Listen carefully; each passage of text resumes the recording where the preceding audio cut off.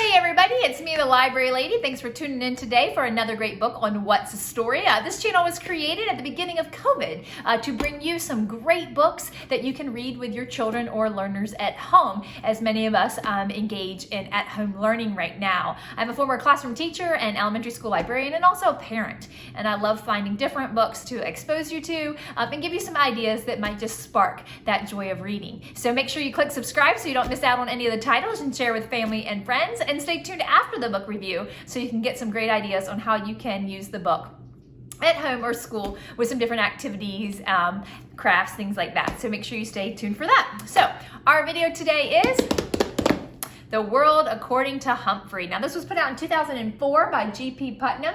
It is by Birney. And Humphrey is a wonderful little hamster who makes his way into a school. It's everyone's favorite classroom pet. So let's take a little book look, shall we, on what it looks and sounds like. Now it is a chapter book and part of a series, so if your child does like it, I would recommend you continue along, but series are a great way to hook readers. And it actually has won a lot of awards, especially some of the state children book awards and some other honors. So you definitely want to check it out. Chapter 1, The Return of Miss Brisbane. Today was the worst day of my life. Miss Mack left room 26 of Longfellow School for good. And that's bad. Yet worse, Miss Brisbane came back. Until today, I didn't even know there was a Miss Brisbane. Lucky me. Now I want to know, what was Miss Mack thinking? She must have known that soon she'd be leaving without me, and that Miss Brisbane would come back to room 26, and I'd be stuck with her. I still love Miss Mack more than any human or hamster on earth. But what was she thinking? You can learn a lot about yourself by taking care of other species, she told me on the way home the day she got me. You'll teach those kids a thing or two. That's what she was thinking. I don't think she was thinking very clearly. I'm never going to squeak to her again. Of course, I'll probably never see her again because she's gone. But if she comes back, I'm not even going to look at her. I know that last sentence doesn't make sense, but it's hard to make sense when your heart is broken. On the other hand, until Miss Mack arrived, I was going nowhere at Petarama. My days were spent sitting around looking at a bunch of furry things in cages just like mine. We were treated all right, regular meals, clean cages, music piped in all day. Over the music, Carl, the store clerk, would answer the phone. Open 9 to 9, 7 days a week, corner of 5th and Alder, next to the Dairy Maid. Back then, I feared I'd never see 5th and Alder, much less the Dairy Maid. Sometimes I'd see human eyes and noses, not always as clean as they should be, poking up against the glass. Nothing ever came of it. The other children were excited to see me, but the parents usually had other ideas. And we'll stop there. So he's in Petarama.